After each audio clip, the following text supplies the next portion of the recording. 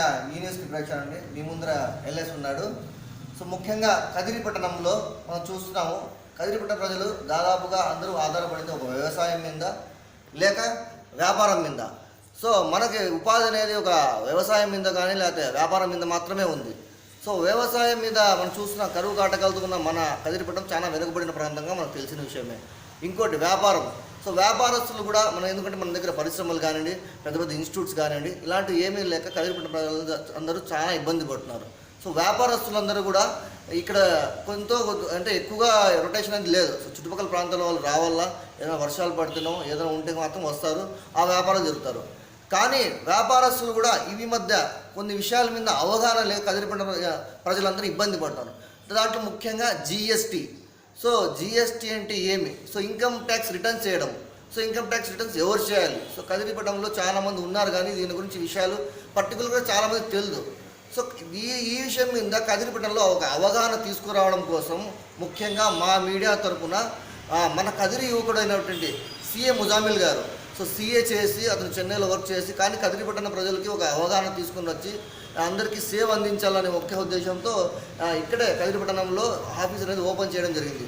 So ఆయనతో మనం మాట్లాడి సో జిఎస్టీ రిటర్న్స్ ఎవరు చేయాలి, ఏ విధంగా చేయాలి, సో ఎలాంటి వ్యక్తులు చేయాలనే ఇన్ఫర్మేషన్ మనం కనుక్కుందాము. సో హాయ్ అండి. హాయ్, సార్ బాగున్నారా? చాలా బాగున్నాను. సో మీరు చాలా బాగున్నామండి.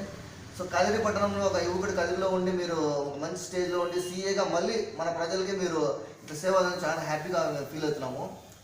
సో చెప్పండి మీరు, సో జిఎస్టీ అంటే ఏం? ఒక ఫస్ట్ మరి జిఎస్టీ గురించి చెప్పండి సార్. సో జిఎస్టీ అనేది సో ఇంతకుముందు మనకి value added tax, service tax, ఇలా మనకి చాలా ట్యాక్సెస్ ఉండేవి. కానీ సో మోడీ గారు ఒక ఇనిషియేటివ్ తీసుకొని అన్నిటినీ కలిపి ఒక సింగిల్ ట్యాక్సేషన్ సిస్టమ్గా చేయాలి, ప్లస్ ఒక ఆన్లైన్ ట్యాక్సేషన్ సిస్టమ్ చేయాలి అని జిఎస్టీని తీసుకొచ్చారు. సో జిఎస్టీ అనేది మీరు చూసుకుంటే మన ప్రపంచంలో ఇండియాలో ఉన్న జిఎస్టీ సిస్టమ్కి మించిన సిస్టమ్ మన ప్రపంచంలో లేదు. ఎందుకంటే అంత బాగా డిజైన్ చేశారు, అంత బాగా చేశారు. సో ఇంప్లిమెంటేషన్ కూడా సో ఈ చార్టెడ్ అకౌంటెంట్స్ ప్లస్ మన కాస్ట్ అకౌంటెంట్స్ చాలామంది ప్రాక్టీషనర్స్ సో చాలా బాగా ఇంప్లిమెంటేషన్ చేశారు. ఇనిషియల్గా లైక్ కొన్ని స్ట్రగల్స్ చేశారు. సో జిఎస్టీలో అంటే తెలియక ఎలా చేయాలి, ఏం చేయాలి, అంత కొత్తది కాబట్టి కొంచెం స్ట్రగుల్ చేశారు. But over a period of time so GST is running very smoothly. So చాలా బాగా రన్ అవుతుంది ఇప్పుడు. So everybody is comfortable. So GST basically ఏంటి అంటే సో ప్రతి business persons let's say for example ఒక 40 lakhs పైన టర్న్ ఓవర్ చేసే ప్రతి ఒక్క వ్యాపారస్తుడికి జిఎస్టీ అనేది అవసరం. సో మన టర్న్ ఓవర్ 40 లోపల ఉన్నంత వరకు అవసరం లేదు. కానీ కొంతమందికి 40 lakhs లోపల టర్న్ ఓవర్ ఉన్నా సరే జిఎస్టీ చేసుకోవాల్సి వస్తుంది. ఎలాంటి కేసెస్?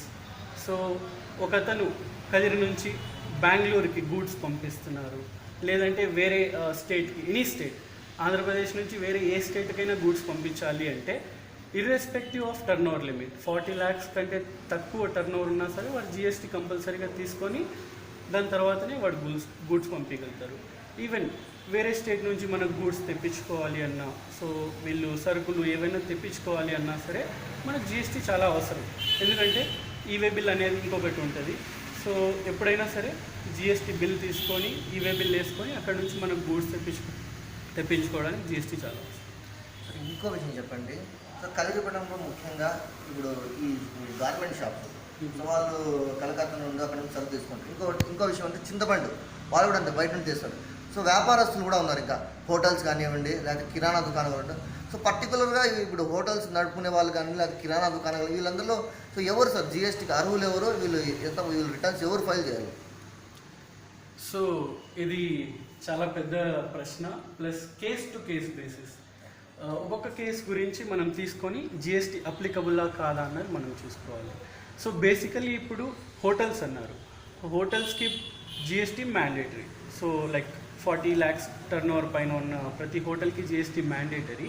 అండ్ ఇంతకుముందు మనకి 18% జిఎస్టీ ఉండేది. హోటల్కి వెళ్తే బిల్ వేసి 100 rupees బిర్యానీ అంటే దానిపైన 18 rupees మన జిఎస్టీఏ చూసి చాలామంది భయపడిపోయారు. సో గవర్నమెంట్ దాన్ని కన్సిడర్ చేసుకొని దాని తర్వాత 5%కి తీసుకురావడం జరిగింది. సో అయినా సరే వచ్చేసి కొంతమంది హోటల్స్ వాళ్ళు జిఎస్టీ అనగానే ఓకే సో జిఎస్టీ మనం ఎందుకు కట్టాలి అన్నట్లుగా కొంతమంది ఉంటారు. But over a period of time ప్రతి ఒక్కరికి జిఎస్టీ అవసరం అవుతుంది. చింతపండు వ్యాపారస్తులు ఉన్నారు.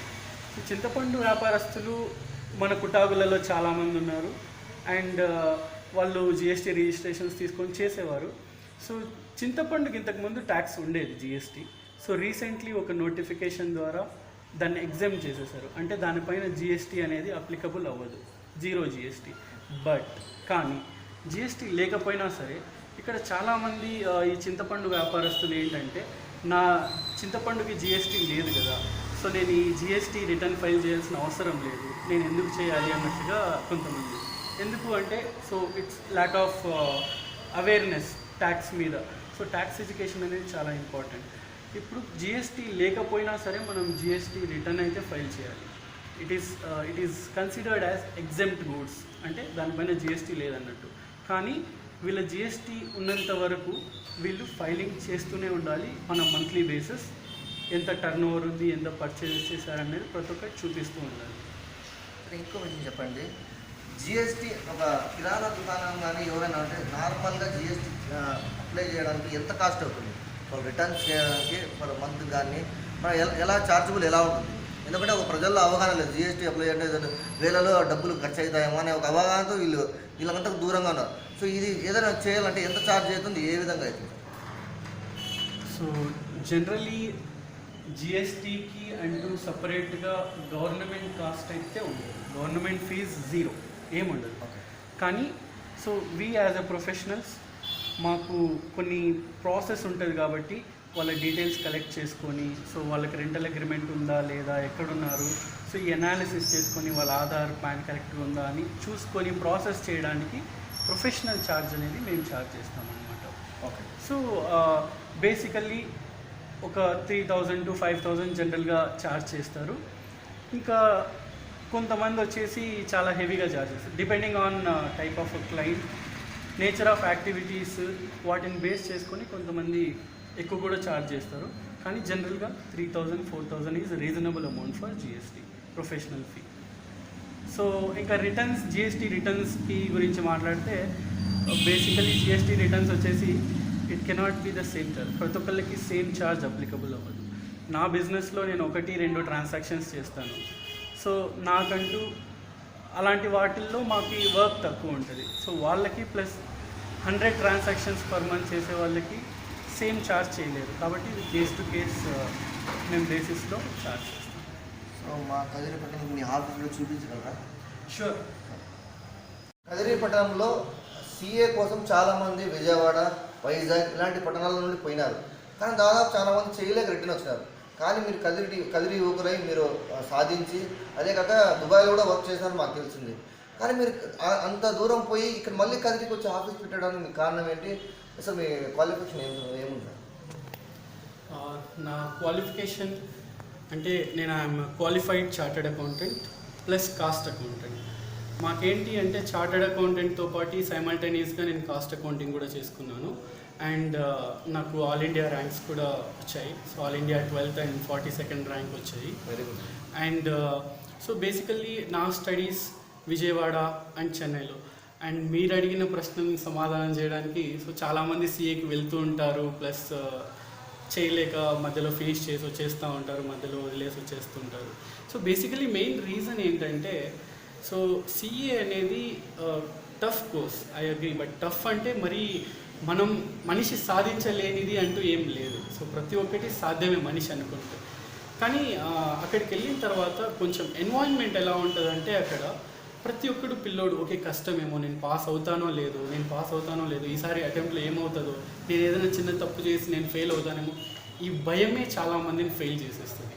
ఆ భయం లేకుండా నాది అవుతుంది అని కాన్ఫిడెన్స్తో ముందుకెళ్తారు చూసారా, వాళ్ళు ఖచ్చితంగా సిఏ కంప్లీట్ చేసుకునే వస్తారు. అండ్ సో బేసికల్లీ ఇక్కడ మెయిన్గా కదిరిలో ఆఫీస్ ఓపెన్ చేయడానికి రీజన్ ఏంటంటే, ఇక్కడ మాది బేసికల్లీ కదిరి, నా చదువు స్కూలింగ్ మొత్తం ఇక్కడే అయింది. అండ్ ఇక్కడ చాలామంది, నేను లాక్డౌన్కి ముందు దుబాయ్ నుంచి ఇక్కడికి వచ్చేసాను. వచ్చిన తర్వాత సో చాలామంది కొంతమంది డీలర్స్ని లోకల్లీ ఫ్రెండ్స్ అండ్ రిలేటివ్స్ వాళ్ళందరినీ కలిసి చాలామంది ఏంటంటే ఈ మన సిఏ, ఎస్పెషల్లీ సిఏ సిగ్నేచర్స్ కోసం కానీ, ఎందుకంటే ఇక్కడ క్వాలిఫైడ్ పీపుల్ లేకపోవడం వల్ల ప్రతి ఒక్కటి అనంతపూర్కో లేకపోతే హిందూపూర్కో, కొంతమంది ఈవెన్ బెంగళూరుకి కూడా వెళ్ళి జస్ట్ చార్టర్డ్ అకౌంటెంట్ కోసం అంతంత దూరం ట్రావెల్ చేసి మంత్లీ వన్సో క్వార్టర్లీ వన్సో ట్రావెల్ చేసి అక్కడికి వెళ్ళి వర్క్ చేయించుకొస్తున్నారు. సో అంత అవసరం వాళ్ళకి లేదు, అక్కడికి వెళ్ళాల్సిన అవసరం లేదు. అందుకని చెప్పేసి సో కదిరి ప్రజలకి సేవ చేయాలి. అండ్ మనం ఎలాగో సో మన హోమ్ టౌన్ మనం కాకపోతే ఇంకెవరు మన హోమ్ టౌన్కి సేవ చేస్తారు. సో ఆ విధంగా సో కదిరి ప్రజల్లో ట్యాక్స్ అవేర్నెస్ కూడా తీసుకురావడానికి, ప్లస్ ఇంతకుముందు నేను కొన్ని కేసెస్లో చూశాను, మన సేల్స్ ట్యాక్స్ ఆఫీసర్స్ అంటే భయపడిపోతారు జనాలు. సేల్స్ ట్యాక్స్ ఆఫీసర్ వస్తున్నారు అంటే కొంచెం భయం అనేది ఉంటుంది, ఏమడుగుతారో ఏంటనేది. కానీ ఇందులో భయపడాల్సిన విషయం అసలు లేదు. ఎందుకంటే మన సేల్స్ ట్యాక్స్ ఆఫీసర్స్ కానీ ఇన్కమ్ ట్యాక్స్ ఆఫీసర్స్ కానీ ప్రతి ఒక్కళ్ళు మనకి వ్యాపారస్తులకు సేవ చేయడానికే వర్క్ చేస్తున్నారు. సో మనము మన బిజినెస్ రికార్డ్స్ క్లీన్గా కరెక్ట్గా మెయింటైన్ చేసుకోగలిగితే సో మనకు ఎవరు వచ్చినా సరే so we will be able to answer them. సో వాళ్ళకి కూడా కావాల్సినదే, వాళ్ళేమీ మన దగ్గరికి వేరే ఎక్స్పెక్ట్ చేసి ఏం రారు. వాళ్ళు ఏంటంటే మనం రికార్డ్స్ కరెక్ట్గా మెయింటైన్ చేసుకుంటున్నామా లేదా, అలా మెయింటైన్ చేసుకోగలిగితే మనకు కూడా చాలా మంచిది. మన బిజినెస్లో ప్రాఫిట్ వస్తుందా లాస్లో వెళ్తుందా బిజినెస్ అనేది అకౌంటింగ్ మెయింటైన్ చేసే వరకు తెలియదు. సో అందుకని చెప్పేసి మనం అకౌంటింగ్ అనేది చాలా ఇంపార్టెంట్, ప్లస్ ఆడిటింగ్ అనేది very important for every business. చాలా మంచి విషయం చేశారు. కదిరిలో పుట్టాను, కదిరిలోనే సేవ చేయాలనే ఉద్దేశంతో ఎక్కడ దుబాయ్లో వచ్చినా ఇక్కడే వర్క్ చేయాలని ఇంకో విషయం చెప్పినారు. ఇంకో ముఖ్యమైన విషయం సార్, ఇప్పుడు కదిరి పరిస్థితుల్లో మనం చూస్తున్నాం, జరుగుతున్న పరిస్థితుల్లో మసీదులకి ఆడిట్ చేసే కోసం మనం ఎక్కడో బయట పోయే పరిస్థితి కనబడతాము. సో దానికి మీరు కదిరి యువకులు కాబట్టి దానికి వాళ్ళకి ఏమైనా హెల్ప్ఫుల్గా మీరు ఏమైనా చేయగలరా? ఆడిట్ వాళ్ళకి ఏమైనా మసీదులు కానీ కొత్తగా ఉండేవాళ్ళు, ఎందుకంటే కొన్ని మసీదులు ఇన్కమ్ తక్కువ ఉంటుంది, కొన్ని వాళ్ళు ఎక్కువ ఉంటుంది. సో ఉండేవాళ్ళు వచ్చి అనంతపూర్ ఎక్కడో చేసుకుంటున్నారు. సో వాళ్ళకి మీ తరపున ఏమైనా హెల్ప్ చేయగలరా? ఖచ్చితంగా, తప్పకుండా చేస్తాం. ఎందుకంటే ఈ మస్జిద్లు లేకపోతే ఎనీ రిలీజియస్ ట్రస్ట్, సో వీళ్ళు ఏంటంటే బేసికలీ ఇన్కమ్ పర్స్పెక్టివ్లో కాదండి. సో వీళ్ళది ఎవరిది ఇన్కమ్ పర్స్పెక్టివ్ కాదు. సో వీళ్ళ ప్రాఫిట్ మోటివ్ కాదు, నాన్ ప్రాఫిట్. సో లాభం లేకుండా చేసే యాక్టివిటీస్ ఇవి. సో మనకు బేసికలీ వీటికి ఏంటంటే సో మన మసీదుకి సంబంధించి చాలామంది, మసీద్ అనేది ఇట్స్ నాట్ ఒకరి ప్రాపర్టీ కాదు. సో చాలామంది అందులో ఇన్వాల్వ్ అయి ఉంటారు కాబట్టి సో వీటికి ట్రస్టీస్ ఎవరైతే ఉంటారో సో ప్రతి ఒక్కళ్ళు వచ్చేసి మన మస్జిద్ ఆడిట్ చేయించుకుంటారు అనమాట. సో మన మస్జిద్కి డొనేషన్స్ అవన్నీ ఎంత వచ్చాయి, వాటిని ఏ విధంగా మనం ఖర్చు పెట్టగలిగాము, సో వాటిని రైట్ వేలో ఖర్చు పెట్టామా, అంటే బేసికలీ సాయం చేయడానికి, పేదలకు సాయం చేయడానికి కానీ, లేకపోతే మస్జిద్ డెవలప్మెంట్ చేయడానికి కానీ, మస్జిద్ కానీ టెంపుల్ కానీ ఎనీథింగ్ డెవలప్మెంట్ కోసం యూజ్ చేస్తామా, ఇలాంటి పర్పస్ కోసం ఆడిట్ అనేది వీళ్ళకి చాలా మ్యాండేటరీ. అండ్ ఇంకొక విషయం ఏంటంటే సో మస్జిద్కి ఇప్పుడు మనం డబ్బులు డొనేట్ చేసాము అంటే ఎనీ రిలీజియస్ మస్జిద్ కానీ చర్చ్ కానీ టెంపుల్ కానీ, సో మనం డబ్బులు డొనేట్ చేసాము అంటే డొనేట్ చేసిన వాళ్ళకి ఇన్కమ్ ట్యాక్స్ డిడక్షన్ వస్తుంది అనమాట. ఆ డిడక్షన్ అనేది ఎప్పుడు వస్తుంది అంటే సో మస్జిద్ వచ్చేసి రిజిస్టర్ అయ్యి ఉండాలి ఇన్కమ్ ట్యాక్స్ యాక్ట్లో. యాజ్ అ రిలీజియస్ ట్రస్ట్ అది రిజిస్టర్ అయ్యి ఉంటే మస్జిద్కి డొనేట్ చేసే ప్రతి ఒక్కళ్ళకి ట్యాక్స్ బెనిఫిట్ వస్తుంది. ఇన్ఫ్యాక్ట్ సో చాలా వాళ్ళు కొంచెం పెద్ద బిజినెస్ మ్యాన్స్ ప్రతి ఒక్కళ్ళు ఇలాంటి వాటికి ఎవ్రీ ఇయర్ డొనేట్ ఎందుకు చేస్తారు అంటే ఇన్కమ్ ట్యాక్స్ ఎగ్జెంప్షన్ కోసం, ప్లస్ బేసికలీ వాళ్ళ కోరిక లైక్ మనం మస్జిద్కి ఏదో చేయాలి అన్నట్టుగా. సో దాంతోపాటు వీళ్ళకి ఇన్కమ్ ట్యాక్స్ డిడక్షన్ కూడా దొరుకుతుంది. సో ఒక సింపుల్ వేలో మీరు మా ప్రజలకి జిఎస్టీ గురించి కానీ ఇన్కమ్ ట్యాక్స్ రిటర్న్ గురించి కానీ మీరు ఒకసారి చూపించగలరా? బోర్డు మీద ఒకసారి ఎక్స్ప్లెయిన్ చేయగలరా? తప్పకుండా. షూర్. జిఎస్టీ అనేది ఎవరు కట్టాలి? మనందరిలో ఉన్న మిస్కన్సెప్షన్ ఏంటి అంటే జిఎస్టీ అంటే వ్యాపారం చేసేవాళ్ళు, వ్యాపారస్తులు కట్టాలి అని మన మైండ్లో సెట్ అయిపోయింది. కానీ జిఎస్టీ అనేది ఎప్పుడైనా సరే వ్యాపారస్తుల జేబులో నుంచి ఒక్క రూపాయి కూడా వెళ్ళదు. ఎలా అనేది నేను జస్ట్ ఎక్స్ప్లెయిన్ చేస్తాను మీకు. సో ఒక మ్యానుఫ్యాక్చరర్ ఒక మొబైల్ ఫోన్ తయారు చేస్తున్నారు, తయారు చేసి 10,000కి అమ్మాలి అని అతను మ్యానుఫ్యాక్చరర్ అనుకుంటాడు. అతను తయారు చేసి 10,000కి అమ్మాలి అనుకున్నప్పుడు దానికి రిలేటెడ్ జిఎస్టీ 18% యాడ్ చేసి 11,800. ఈ 11,800 అనే అమౌంట్ ఇతను డిస్ట్రిబ్యూటర్ దగ్గర నుంచి కలెక్ట్ చేసుకుంటారు. 11,800 డిస్ట్రిబ్యూటర్కి కలెక్ట్ చేసుకొని, సో ఇతను ఏం చేస్తాడు, 1,800 డిస్ట్రిబ్యూటర్ దగ్గర జిఎస్టీ కలెక్ట్ చేసుకున్నాడు కాబట్టి ఇతను కలెక్ట్ చేసుకున్న అమౌంట్ని గవర్నమెంట్కి ఇక్కడ పే చేసేస్తాడండి. 1,800 రూపీస్ పే చేసేస్తాడు. సో మ్యానుఫ్యాక్చరర్ ఇతని జేబులో నుంచి ఒక్క రూపాయి కూడా జిఎస్టీ పే చేయలేదు, మొత్తం డిస్ట్రిబ్యూటర్ దగ్గర నుంచి కలెక్ట్ చేసుకొని పే చేశారు. ఇప్పుడు నెక్స్ట్ డిస్ట్రిబ్యూటర్ 10,000 ప్లస్ జిఎస్టీకి పర్చేస్ చేశారు కాబట్టి ఐటమ్ని, ఇప్పుడు అతను 12,000కి ఒక 20% మార్జిన్ యాడ్ చేసి 12,000కి అతను రీటైలర్కి అమ్మాలి అని అనుకుంటారు. సో 12,000కి అతను అమ్మాలి అనుకున్నప్పుడు సో అతని వాల్యూ 12,000 వేసి దానిపైన మళ్ళీ 18% జిఎస్టీ రీటైలర్ దగ్గర కలెక్ట్ చేసుకుంటారు. రీటైలర్ దగ్గర 2,160, టోటల్ 14,160 కలెక్ట్ చేసుకుంటారు. ఇప్పుడు మన జిఎస్టీలో ఇన్పుట్ ట్యాక్స్ క్రెడిట్ అని ఒక కాన్సెప్ట్ ఉంటుంది. ఎలా అంటే మనం కట్టే ప్రతి ఒక్క జిఎస్టీ, అంటే వ్యాపారస్తులు జిఎస్టీ రిజిస్టర్డ్ పర్సన్స్ ఎవరైతే ఉంటారో వాళ్ళు కట్టే ఎవ్రీ రూపీ వాళ్ళు క్రెడిట్ బ్యాక్ తీసుకోవచ్చు దాన్ని. ఏ విధంగా అంటే ఇక్కడ చూడండి, డిస్ట్రిబ్యూటర్ 2,160 ఛార్జ్ చేశాడు, కానీ ఇతను 1,800 ఆల్రెడీ మ్యానుఫ్యాక్చరర్కి పే చేశాడు. సో 2,160 ఇతను మామూలుగా కట్టాలి, కానీ 1,800 ఆల్రెడీ తను మ్యానుఫ్యాక్చరర్కి జిఎస్టీ రూపంలో పే చేశారు కాబట్టి ఈ అమౌంట్లో నుంచి 1,800 లెస్ చేసి 360 మాత్రమే గవర్నమెంట్కి పే చేస్తారు, నెట్ పేయబుల్ అమౌంట్. అదేవిధంగా రీటైలర్ ఎక్స్ట్రా మార్జిన్ పెట్టుకొని సో 15,000 సేల్ చేసి దానిపైన జిఎస్టీ కలెక్ట్ చేసుకుంటారు. 2,700 జిఎస్టీ, మళ్ళీ ఇతను 2,160 ఆల్రెడీ డిస్ట్రిబ్యూటర్ పే చేసిన అమౌంట్ క్రెడిట్ తీసుకొని 540 పే చేస్తారు. సో ఓవరాల్గా ఈ 17,700 అనేది కొనుక్కున్న అతనికి, అంటే కన్జ్యూమర్, అల్టిమేట్లీ మొబైల్ ఫోన్ ఎవరు యూజ్ చేస్తారో వాళ్ళకి అయిన ప్రైస్ 17,700. ఇక్కడ చూడండి ఒకసారి జిఎస్టీ ఎవరు పే చేశారని. ఇది కస్టమర్ పే చేసిన 2,700 అమౌంట్. సో ఇక్కడ చూసుకుంటే మీరు మ్యానుఫ్యాక్చరర్ 1,800 పే చేశారు, ప్లస్ 360 డిస్ట్రిబ్యూటర్ పే చేశారు, ప్లస్ 540 రీటైలర్ పే చేశారు. ఈ టోటల్ తీసుకుంటే 2,700 కస్టమర్ పే చేసిన అమౌంట్. కన్జ్యూమర్ ఎవరైతే గూడ్స్ని కన్జ్యూమ్ చేశారో అతను పే చేసిన అమౌంట్ 2,700. సో మొత్తం అమౌంట్ ఎవరైతే ప్రోడక్ట్ని అల్టిమేట్గా యూజ్ చేస్తారో వాళ్ళే జిఎస్టీ పే చేస్తారు. వ్యాపారస్తులు, జిఎస్టీ రిజిస్టర్ అయిన ప్రతి పర్సన్ వచ్చేసి గవర్నమెంట్కి ట్యాక్స్ కలెక్షన్ ఏజెంట్స్ లాగా వాళ్ళు హెల్ప్ చేస్తున్నారు. ఈ విధంగా మన ఇండియాకి మంత్లీ బేసిస్లో 1,00,000 crores plus GST amount collect చేయబడుతుంది.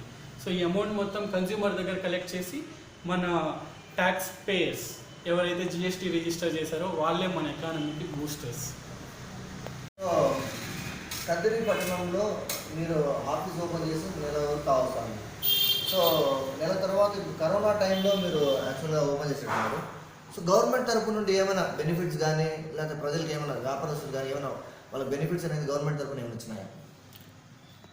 కరోనా వల్ల మన జిఎస్టీ ట్యాక్స్ పేయర్స్కి ప్రతి ఒక్కళ్ళకి అద్భుతమైన అవకాశం గవర్నమెంటే ఇచ్చేసింది. అంటే ఏంటంటే ఇంతకు ముందు 2017లో మనకి జిఎస్టీ ఇంప్లిమెంటేషన్ చేసిన తర్వాత ఇప్పటి వరకు ఎప్పుడైనా సరే ఒక్కరోజు మనం రిటర్న్ ఫైలింగ్ డిలే చేసినా కూడా 50 రూపీస్ ఛార్జ్ చేసేవారు ఒక్కరోజు. అదే మనం 100 రోజులు డిలే చేస్తే 5,000 రూపీస్ పెనాల్టీ. కానీ లైక్ ఒక కరోనా ఆఫర్గా గవర్నమెంటే వచ్చేసి మనకున్న పెనాల్టీస్ ప్రతి ఒక్కటి వేవ్ ఆఫ్ చేసేసారు. వేవ్ ఆఫ్ అంటే మనం పెనాల్టీ కట్టాల్సిన అవసరం లేదు, కానీ కొంతమంది ట్యాక్స్ ఉన్న వాళ్ళకి 5,000 కట్టాల్సిన పెనాల్టీ ప్లేస్లో 500 చేసేసారు. సో ఈ 1 మంత్ ఎక్స్పీరియన్స్లో మన కదిరి పట్టణంలో చాలామంది జిఎస్టీ తీసుకున్న registered tax payers return filing 2017 నుంచి చేయకపోవడం నేను గమనించి ఆశ్చర్యపోయాను. అంటే వాళ్ళు ఇంతవరకు రిటర్న్ ఫైలింగ్ చేయకుండా ఎలా ఉన్నారు? వాళ్ళది ఒక్కొక్కటి ఇప్పుడు నార్మల్గా మనం పే చేయాలి అంటే 1,50,000 రూపాయలు వాళ్ళు ట్యాక్స్ మాత్రమే, పెనాల్టీ, ట్యాక్స్ కూడా కాదండి, పెనాల్టీ మాత్రమే గవర్నమెంట్కి కట్టి రిటర్న్ ఫైల్ చేయాల్సి వస్తుంది. వాళ్ళు పెనాల్టీ కట్టలేదనుకోండి, వాళ్ళపైన ఆబ్లిగేషన్ అనేది ఎప్పటికైనా సరే ఆ పెనాల్టీ వాళ్ళపైన ఎప్పుడు ఉంటుంది. వాళ్ళు ఏ బిజినెస్ తర్వాత చేయాలన్నా కూడా వాళ్ళకి ఇది అడ్డం వస్తుంది, ఎందుకంటే వీళ్ళు అమౌంట్ ఎగరగొట్టేసినందుకు గవర్నమెంట్కి. సో వీళ్ళకి 30th సెప్టెంబర్ వరకు డెడ్ లైన్ అండి. 30th సెప్టెంబర్ వరకు మన జిఎస్టీలో రెగ్యులర్ ట్యాక్స్ పేయర్స్కి పెనాల్టీ తగ్గించడం వల్ల ఇంతకు ముందు ఎవరైనా రిటర్న్స్ ఫైల్ చేయకపోయి ఉంటే ప్రతి ఒక్కళ్ళు ఇప్పుడు మొత్తం అన్ని రిటర్న్స్ వచ్చేసి చాలా లో కాస్ట్లో పెనాల్టీ ఏం లేకుండా పే చేసుకోవచ్చు. 30th సెప్టెంబర్ దాటిపోయింది అనుకోండి, ఇంకా అది మన చేతుల్లో లేదు. ఖచ్చితంగా డెడ్ లైన్ దాటిపోతే వాళ్ళు లక్షల పైన పెనాల్టీ కట్టాల్సి వస్తుంది. సో అది చాలా ఇబ్బందికరమైన విషయం వీళ్ళకి కూడా. సో ఇంతకు మించిన ఆఫర్స్ గవర్నమెంట్ దగ్గర నుంచి ఇట్స్ నాట్ ఆఫర్ లాగా, ఒక ఫేవర్ గవర్నమెంట్ చేసింది. సో జిఎస్టీ, ఎందుకంటే ఇక్కడ జిఎస్టీ చేసే వాళ్ళు ఎక్కువ మంది ఉన్నారు కాబట్టి జిఎస్టీ ఒకటి. ఈవెన్ కంపెనీస్కి కూడా MCA, register of companies, so MCA plus ROC, వీళ్ళు కూడా చాలా పెనాల్టీస్ ఇప్పటి వరకు ఆర్ఓసి ఫైలింగ్స్ చేయని వాళ్ళకి, రిజిస్టర్ ఆఫ్ కంపెనీస్లో ఫైలింగ్స్ చేయని వాళ్ళకి కూడా పెనాల్టీస్ అన్నీ తీసేశారండి. సో 30th సెప్టెంబర్ దాటిపోతే మళ్ళీ పెనాల్టీస్ అన్నీ వచ్చేస్తాయి. సో తిరిగి మళ్ళీ కట్టాల్సి. సో ఇంకో విషయం కూడా, స్మాల్ స్కేల్ ఇండస్ట్రీస్ కేంద్ర ప్రభుత్వం కూడా కొన్ని ఇదైతే బెనిఫిట్స్ అనేది ఇచ్చింది, దాని గురించి కూడా ప్రజలకు తెలియదు. దాని గురించి ఏంటి? సో స్మాల్ స్కేల్ ఇండస్ట్రీస్కి ఎంఎస్ఎంఈ యాక్ట్ అని సపరేట్గా ఒక యాక్టే ఉంది. సో రీసెంట్గా చాలా బెనిఫిట్స్ ఎంఎస్ఎంఈ యాక్ట్లో గవర్నమెంట్ ఇన్కార్పొరేట్ చేయడం జరిగింది. అండ్ ఇంతకు ముందు ఈ ఎంఎస్ఎంఈ రిజిస్ట్రేషన్ ఉన్న వాళ్ళు కూడా 1st జూలై నుంచి ప్రతి ఒక్కళ్ళని మళ్ళీ ఎంఎస్ఎంఈ రిజిస్ట్రేషన్ చేసుకోమని కూడా ఆదేశాలు ఇచ్చారు. ఈ ఎంఎస్ఎంఈ రిజిస్టర్డ్ పర్సన్స్ ఎవరైతే ఉంటారో, సో ఈ గవర్నమెంట్ ఇచ్చే ట్యాక్స్ బెనిఫిట్స్ అన్నీ వీళ్ళకే అప్లికబుల్ అవుతాయి. ట్యాక్స్ బెనిఫిట్స్, ఎలక్ట్రిసిటీ బిల్లు, చాలా విధంగా వీళ్ళు మన ఎంఎస్ఎంఈ అండ్ ఎస్ఎంఈస్ అంటే మీరు చెప్పిన చిన్న చిన్న బిజినెస్ పర్సన్స్, మ్యానుఫ్యాక్చరర్స్ కానీ సర్వీస్ ప్రొవైడర్స్ కానీ వీళ్ళకి చాలా బెనిఫిట్స్ గవర్నమెంట్ తరఫున వస్తాయి. వీళ్ళు ఎంఎస్ఎంఈ రిజిస్ట్రేషన్ చేసుకొని వ్యాపారం చేసుకుంటారు. సో ఫైనల్గా చెప్పండి ముజమిల్ గారు, కదిరిపట్న ప్రజలకి మీరు వ్యాపారస్తులు కానీ లేకపోతే ఇక్కడ ఉండే ప్రజలకు కానీ మీరు ఫైనల్గా ఏ మెసేజ్ ఇవ్వగలుగుతున్నారు? సో ఫైనల్ మెసేజ్ అంటే నా సైడ్ నుంచి, ఎప్పుడైనా సరే మనం ఒకసారి ఇన్కమ్ ట్యాక్స్ కానీ జిఎస్టీలో కానీ మనం ఎప్పుడైతే ఎంటర్ అవుతామో ఎవ్రీ డే లైక్ మన అకౌంటింగ్ రికార్డ్స్ ప్రాపర్గా మెయింటైన్ చేసుకొని ఫైలింగ్స్ ఉన్న టైంలో ఇన్కమ్ ట్యాక్స్ రిటర్న్స్ కానీ జిఎస్టీ రిటర్న్స్ కానీ ఆన్ టైం ఫైల్ చేసుకొని జెన్యూన్గా మనం రికార్డ్స్ మెయింటైన్ చేసుకోగలిగితే బిజినెస్లో అనేది మీకు పీస్ఫుల్గా ఉంటుంది, చాలా పీస్ఫుల్గా ఉంటుంది. ప్లస్ గవర్నమెంట్ దగ్గర నుంచి ఏ బెనిఫిట్స్ వచ్చినా కూడా ట్యాక్స్ పేయర్స్కేనండి.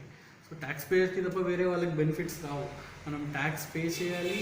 ఎందుకు పే చేయాలి అంటే మనం వ్యాపారం చేస్తున్నామంటే పే చేసి రికార్డ్స్ మెయింటైన్ చేసుకొని క్లీన్గా పెట్టుకుంటే మనకి ఎప్పటికైనా అది బెనిఫిషియల్ అండి. ఈవెన్ మీరు బ్యాంక్ లోన్కి వెళ్ళినా దేనికి వెళ్ళినా మీ బిజినెస్ రికార్డ్స్ కావాలి. So let's make accounting and auditing very clean so that your business is very clean. So thank you అండి. మనం చూస్తున్నాము, సో ఇంతవరకు మనకి డౌట్స్ కానీ ఏదన్నా ముజమిల్ గారు క్లియర్ చేసినారు. సో కదిరిపట్న ప్రజల్లో ఇంతవరకు జిఎస్టీ కానీ కొందరికి అవగాహన లేదు. సో దాని గురించి మొత్తం ఇన్ఫర్మేషన్ అంతా క్లియర్ కట్గా చెప్పినారు. సో ఎవరైనా జిఎస్టీ ఫైల్ చేయని వాళ్ళు కానీ లేదా ఇన్కమ్ ట్యాక్స్ చేయని వాళ్ళు కానీ వెంటనే చేసుకోండి. గవర్నమెంట్ కూడా ఒక మంచి అవకాశం అయితే ఇచ్చింది. సో కరోనా టైంతో ఉండడం వాళ్ళతో ఏదైనా ఉన్నా వాళ్ళకు కూడా ఒక మంచి టైం ఇచ్చిందని.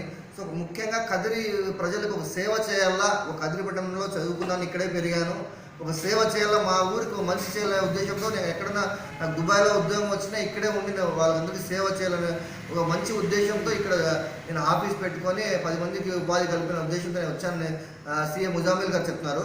ఇంకో విషయం కూడా, చర్చిలు కానీ మసీదులు కానీ గుడులు ఏదైనా కానీ రిజిస్టర్ అయి ఉంటే వాళ్ళకు కూడా ఆడిట్ చేసి నేను ముందర ఉంటాను మంచి మాట ఇంకో వాళ్ళు కూడా చెప్తున్నారు. సో ప్రజలందరూ దీని గురించి ఒక అవగాహన తెచ్చుకొని ఎవరైనా రిటర్న్స్ కానీ చేయకుంటే వెంటనే చేసుకొని ఏదైనా డౌట్స్ ఉంటే సీఎం ముజామిల్ గారు ఆఫీస్కి వచ్చి కన్సల్ట్ అయితే ఆయన అన్ని డౌట్స్ క్లియర్ చేస్తారని. సో ఏదైనా ఇంకా మీరు కదిరిపట్నం ప్రజల్లో వ్యాపారస్తులు ఇంకా ఏదైనా మీకు డౌట్స్ ఉన్నా వెంటనే సార్ని సంప్రదిస్తే మన కదిరి ముద్దుబిడ్డ అయినట్టు ముజామిల్ గారు అన్ని విధాలుగా మనకి సహకరిస్తారని కోరుకుంటున్నాం. Thank you. చివరిగా అల్లాహ్ గారు, సో నా సైడ్ నుంచి జిఎస్టీ రిజిస్టర్ అయిన వాళ్ళకి సేవ చేయడానికి ఒక రిపోర్ట్ ప్రిపేర్ చేస్తున్నాను. 2017 నుంచి ఈ రోజు వరకు మన జిఎస్టీలో ఏం జరిగింది, ఏదైనా తప్పులు జరిగాయా, అన్నీ కరెక్ట్గా ఉన్నాయా అన్న ఒక రిపోర్ట్ నేను ప్రిపేర్ చేసి పెట్టాను. అండ్ కదిరి పట్టణ ప్రజలకి నేను దీన్ని ఒక 50 మెంబర్స్కి అలా ఫ్రీగా అందించాలని అనుకుంటున్నాను. నాకు టైం కన్జ్యూమింగ్ రిపోర్ట్, అది టైం తీసుకుంటుంది. బట్ కొంతమందికి నేను ఈ రిపోర్ట్ని ఫ్రీగా ఇవ్వాలి అని అనుకుంటున్నాను. సో ఎవరైనా ఉన్నా కూడా so they can consult me in my office. So వాళ్ళకి తెలుస్తుందండి, అవగాహన వస్తుంది ఏం చేశారు ఏం లేదు అన్నది. So they can get the reports. చాలా మంచి మాట చెప్పినారు సార్. సో 50 మందికి ఎవరైనా ఉన్నా జిఎస్టీ చేస్తున్నాం నేను ఫస్ట్ ఉండి వాళ్ళకి, ఎందుకంటే వాళ్ళ అలవాటు అనేది అవుతుంది. సో ఎందుకంటే వ్యాపారస్తులు కూడా ఏదో అన్నట్టు నెగ్లెక్ట్ లేకుండా నేను 50 మెంబర్స్కి నేను చేస్తాను, చేసిన తర్వాత వాళ్ళకి అలవాటు అవుతుంది. సో నేను ఫ్రీగా 50 మందికి చేసి పెడతాను, దాని తర్వాత అలవాటు అనేది అవుతుందని చెప్తున్నారు సీఎం ముదామిల్ గారు. సో మీ మంచి హృదయానికి మరి ఇంకా కదిరిపట్ట ప్రజలందరూ దీన్ని అవగాహన తెచ్చుకొని మీ అందరూ మీ ఈ ఆఫీస్కి వచ్చి అందరూ తెలుసుకుంటారని కోరుకుంటున్నాను సార్. ధన్యవాదాలు. Thank you. అలా థ్యాంక్ యూ.